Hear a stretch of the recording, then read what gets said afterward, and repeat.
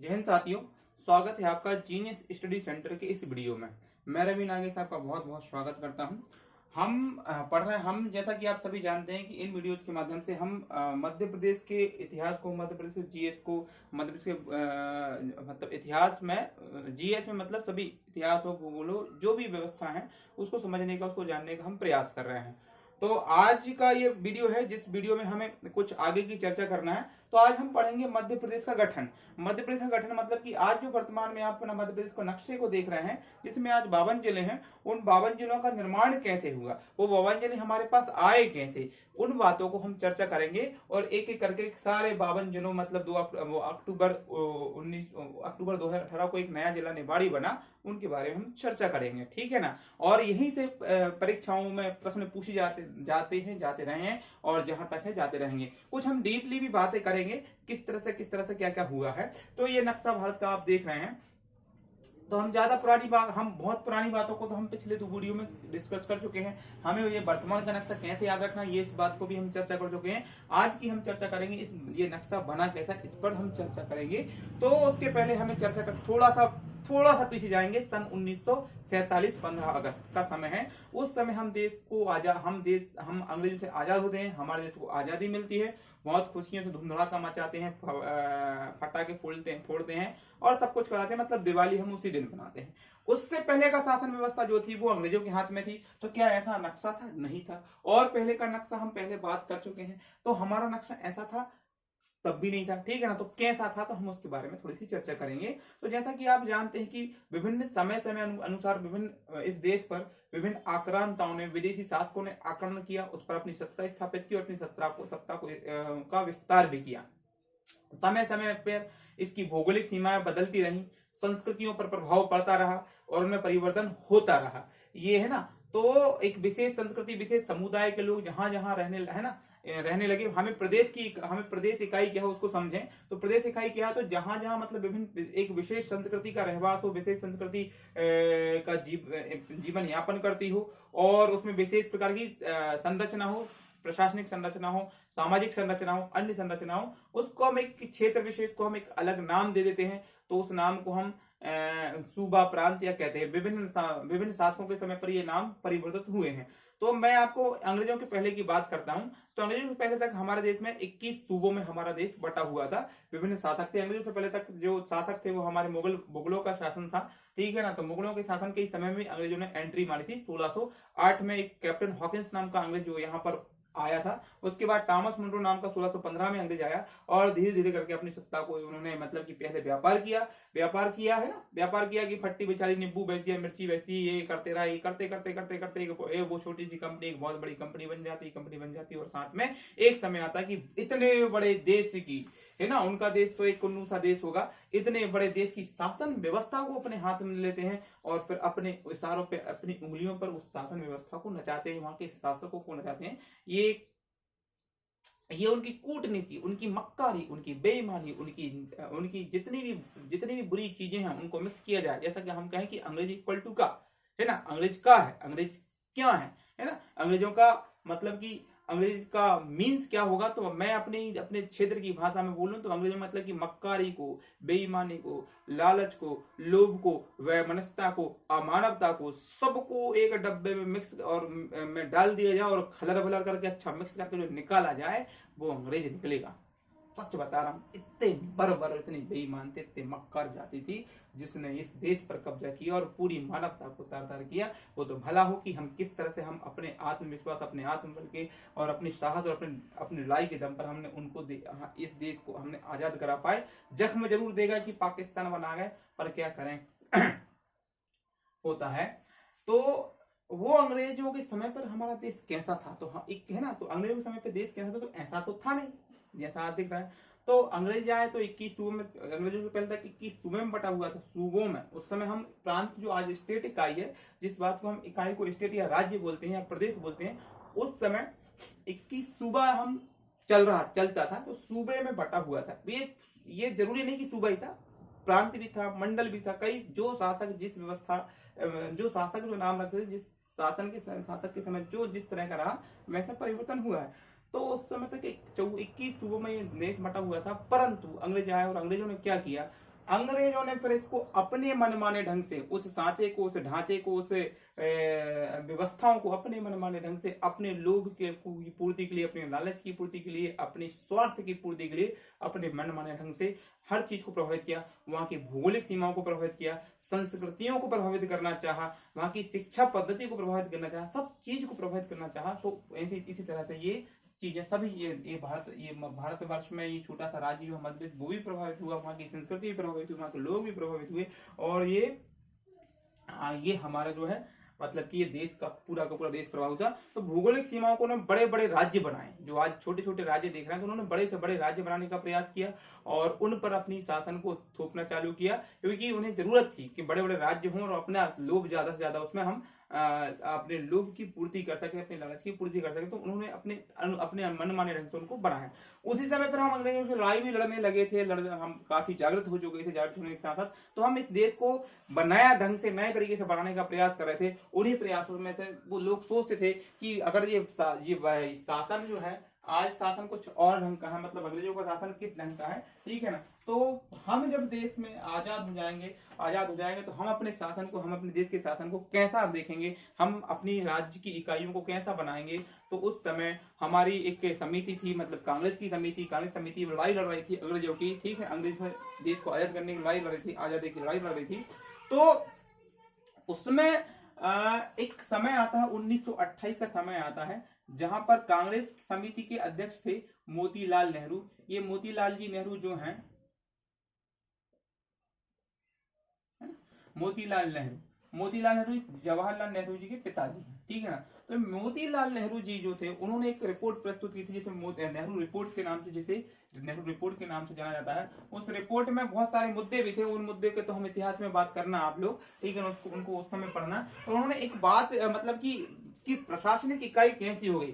तो उस समय से मतलब सूबा, प्रांत, और ये प्रांत जो था अंग्रेज लोगों को मोस्टली क्या होता है कि प्रांत अंग्रेज लोग इसे कहा करते थे, मतलब राज्यों को आज हम जिन्हें राज्य कहते हैं या प्रदेश कहते हैं, वो प्रांत कहा करते थे। कुछ उस और समय पहले मुगलों के समय या सुल्तानों के समय या और दूसरी इकाइयों के समय सूबे और विभिन्न इकाइयों को अलग अलग नाम अपने अपने शासक के समय मिलते रहे। तो प्रदेश नाम की इकाई उन लोगों ने सोचा, ठीक है ना। तो है ना, मैं इस बात की चर्चा क्यों कर रहा हूं, उससे समझ में आया कि आज की जो प्रशासनिक व्यवस्था आप देख रहे हैं, राज्यों का बंटवारा देख रहे हैं, उनमें उनके मूल में जो है वो भाषाई आधार पर इन राज्यों का विभाजन हुआ है। तो भाषाई आधारों पर तो विभाजन मतलब रहा है, उस समय भी, पहले भी भाषा भी एक आधार थी राज्यों के विभाजन होने की, पर मुद्दा उसमें संस्कृति भी थी, उसमें सामाजिकता भी थी, उसमें आर्थिक और वित्तीय लाभों को भी देखा जाता था। उस अनुसार तो पहले विभाजित थे राज्य। पर अब जो मूल मुद्दा जो हो गया, वो मूल मुद्दा जो 1956 से जो आया है, वो भाषाई आधार से आया है। तो क्या हमेशा ये चाह के अब भाषाई आधार ही होना जरूरी था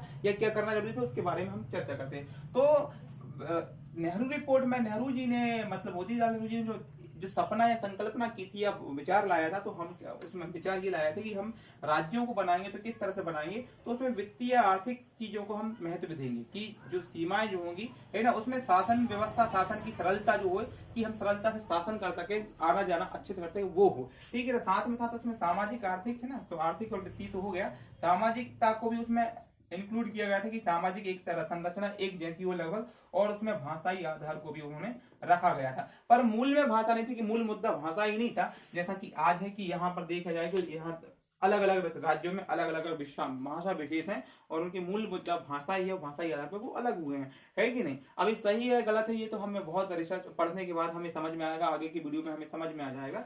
बट उन लोगों ने मतलब जब सोचा था, जब नेहरू रिपोर्ट सोच रही थी, तो नेहरू रिपोर्ट ने भी ये सोचा था कि हम इस तरह से इस देश की जो संरचना करेंगे, वो इन मुद्दों पर, इन तरीकों से हम करेंगे कि उस क्षेत्र को ये सब चीज एक मतलब ये सब चीज आसानी से उपलब्ध हो, सरलता से उपलब्ध हो, तो उसको हम एक राज्य का इकाई देंगे। ये सब चीजों पर विशेष किया था, जैसा कि ऐसा नहीं था कि केवल भाषाई आधार पर। 1900 तो कभी आपसे अगर कहा जाए कि राज्यों के विभाजन की किस कल्पना या संकल्पना कब किस रिपोर्ट में या किस व्यक्ति के द्वारा की गई, तो मोतीलाल की अध्यक्षता वाली समिति ने भी, जिसे नेहरू रिपोर्ट भी कहते हैं, नेहरू समिति भी कहते हैं, उसके माध्यम से संकल्पना की गई थी। क्योंकि अभी जो ये है ना, क्योंकि आपको ये सारी गहराई से पढ़ना पड़ेगा कि पिछले साल के क्वेश्चन आपने देखे होंगे कि गहराई से अंदर से क्वेश्चन पूछे गए थे, आपको पूरा डिटेल पता होना चाहिए। अब तक के जो आपको वीडियोस देखेंगे तो उनमें आपको ये सारी बातों के बारे में नहीं बताया गया। डायरेक्ट उठा के मध्य प्रदेश के नक्शे को, मतलब कब कब कौन कौन से जिले विभाजित हुए इन पर चर्चा की गई है, पर हम कंटेंट को इकट्ठा कर रहे हैं आपके लिए और कुछ ज्यादा बातों को लेकर आ रहे हैं। तो 28 में भी ये सपना देख लिया गया था कि हम राज्यों को किस तरह से हम बांटेंगे, क्योंकि अंग्रेजों का समय चल रहा था। ठीक है, तो ये हमने मतलब उस समय देख लिया था। फिर 1928 आता है और आते आते आते तो वो 1947 का समय आता है और 1947 का जो समय आ जाता है और ये देश जो है हमारा आजाद हो जाता है। ठीक है, तो 1947 में जब आता है तो भारत का नक्शा ये किस तरह से रहा होगा, तो भारत का नक्शा कुछ जैसा तो है वैसा तो नहीं रहा होगा। तो भाषाएं है ना कि जो राज्य दिख रहा है, तो उसमें देखिए क्या राज्य थे, तो सीधा मतलब कि अंग्रेजों का समय जो था, अंग्रेजों के समय में हमारे देश में किस तरह के राज्य थे।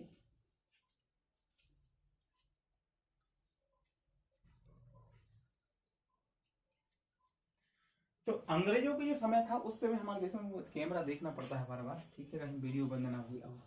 तो अंग्रेजों के समय हमारे देश में किस तरह की शासन व्यवस्था थी। देखिए व्यवस्था तो कैसी थी, वो मुद्दा बात कि कुछ अंग्रेज आए और अंग्रेजों ने कुछ इस भूमि पर डायरेक्टली कब्जा कर लिया, कुछ पर डायरेक्ट उनका ही शासन चलने लगा। उन्होंने मतलब कि 1857 तक जितना हड़पना चाहा, जितना नोचना चाहा, जितनी भूमि थी कब्जे में, डायरेक्टली कब्जे में करना चाहे, जहां पर अंग्रेजी लिखा गया था।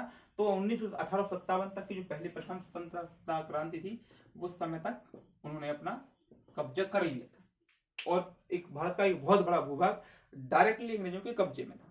फिर क्या हुआ, 1857 के बाद एक दूसरा पैगाम आता है, या विभिन्न समय पे ये परिवर्तन होते रहा। अंग्रेजों का कोई भी एक्ट आया है, रेगुलेटिंग एक्ट आया है, उन्होंने बहुत सारी बातें की है, पर बातें किए हैं निभाई बिल्कुल भी नहीं है। तो फिर उस समय तक अंग्रेज कब्जा तो उन्होंने नीतियों के माध्यम से किसी न किसी तरह से कब्जा करते हैं। तो ये देखिए कि मैं इस बात को ना समझे आप, ठीक है ना, मतलब बात तो यही है कि 1857 तक उन्होंने बहुत सारी भूमि पर कब्जा कर लिया था। फिर उसके बाद एक्ट आता है। पर दूसरी बात है वहां में तो ये समझना है कि हमारा भारतवर्ष किस तरह से बटा हुआ था।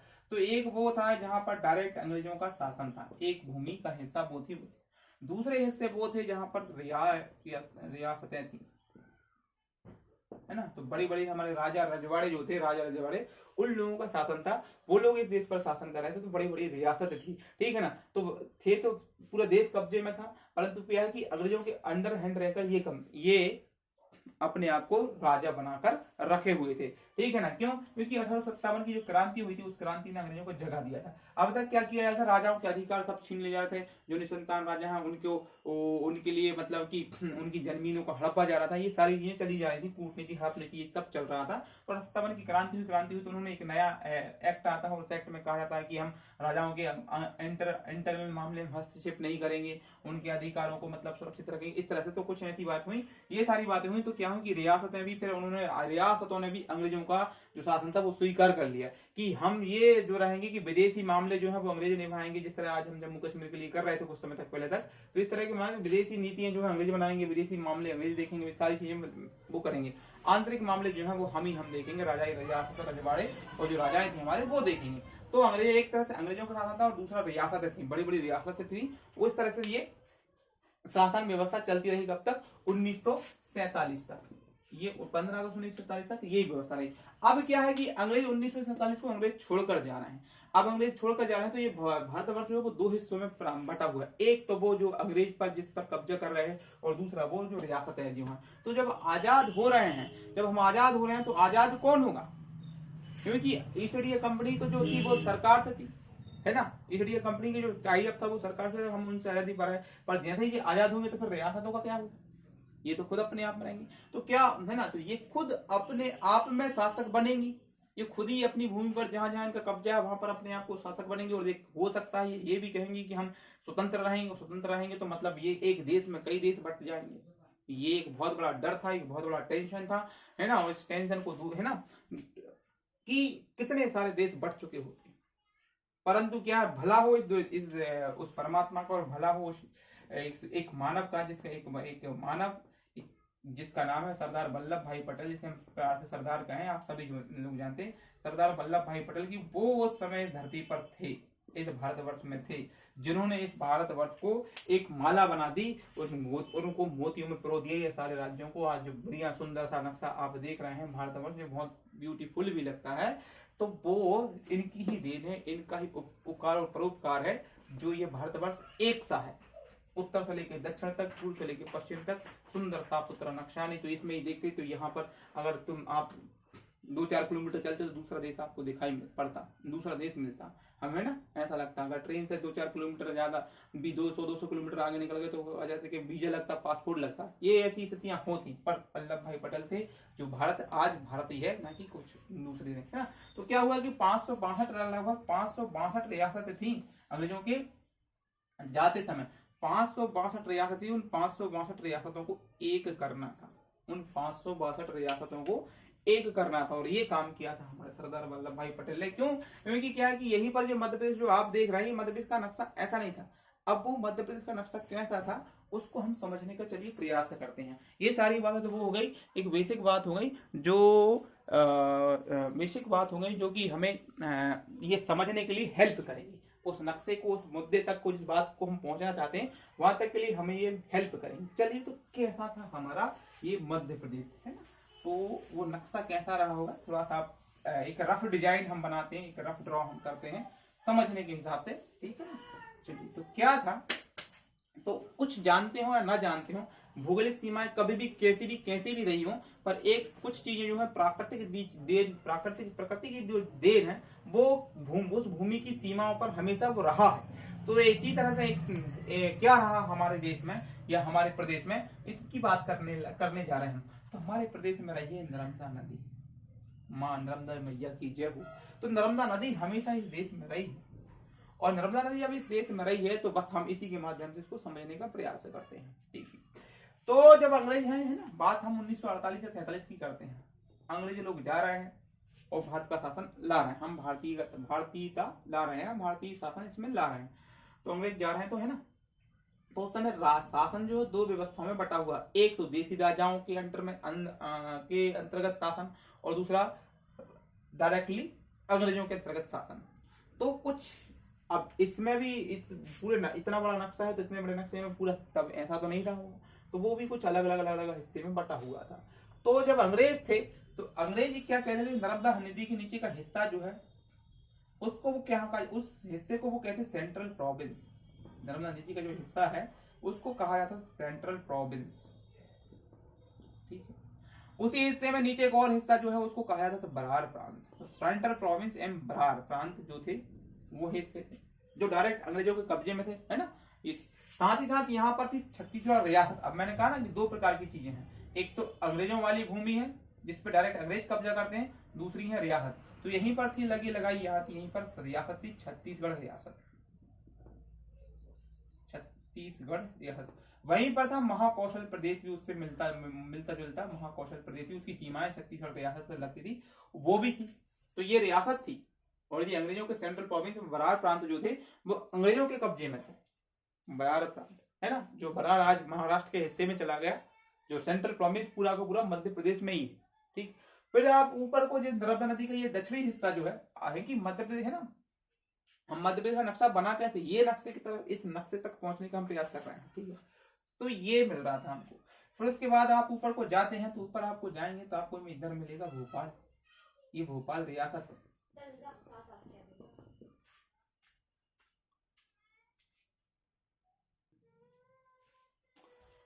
तो ये यहाँ पर जो आप देख रहे हैं ये भोपाल रियासत है, भोपाल। फिर यहीं पर आपको मिलेगा ये विंध्य प्रदेश, यहाँ पर आपको मिलता है,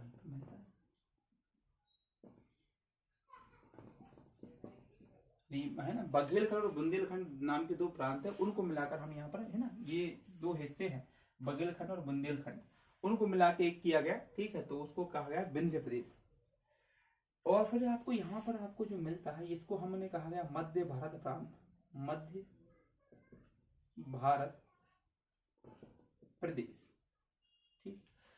तो कुछ इस तरह से, मतलब कि ये तो नहीं है, मतलब इस तरह से बना, ये क्षेत्र थे, ये वो क्षेत्र हैं जो आज मध्य प्रदेश में शामिल हुए, ये वो क्षेत्र विशेष थे। तो मैं आपको बताऊं कि 1900 है ना तो 1947 में जब अंग्रेज हमें आजाद करके चले गए तो इस पूरे भारत पे शासन करने के लिए हमने 4 भागों में इस भारतवर्ष को बांटा। हमने 4 भागों में इस भारतवर्ष को बांटा, इस भारत की व्यवस्थाओं को बांटा। वो 4 व्यवस्था ना, ये तो अंग्रेजों की समय की बात कर ली, क्या थी, अंग्रेजों के द्वारा भूमि और वो रियासतें।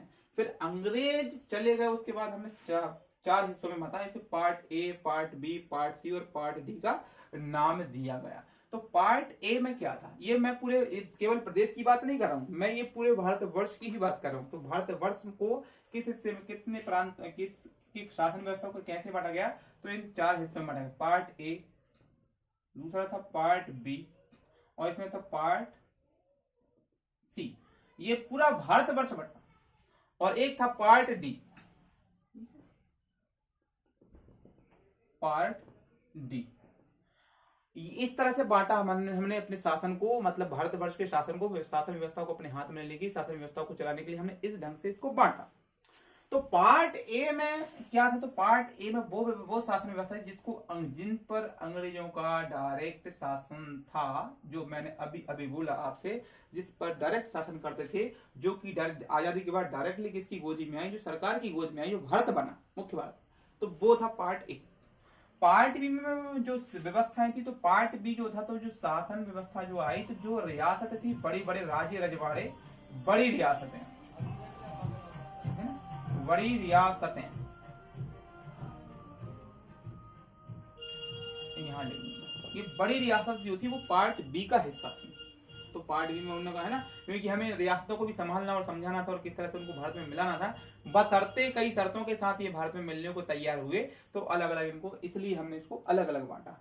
फिर पार्ट सी में जो रियासत थी, वो छोटी छोटी रियासतें जो थी, वो पार्ट सी में थी।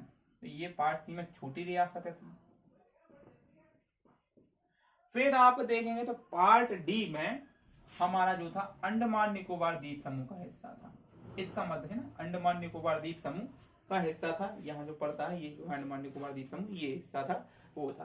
तो अंडमान निकोबार थे ना, अब समझिए, आप इस बात को समझिए। तो जब 1947 के बाद की बात है, ये भारतवर्ष आपका ऐसा हो गया, part A, part B, part C और पार्ट डी, इस तरह की रियासतों में भारत बढ़ गया।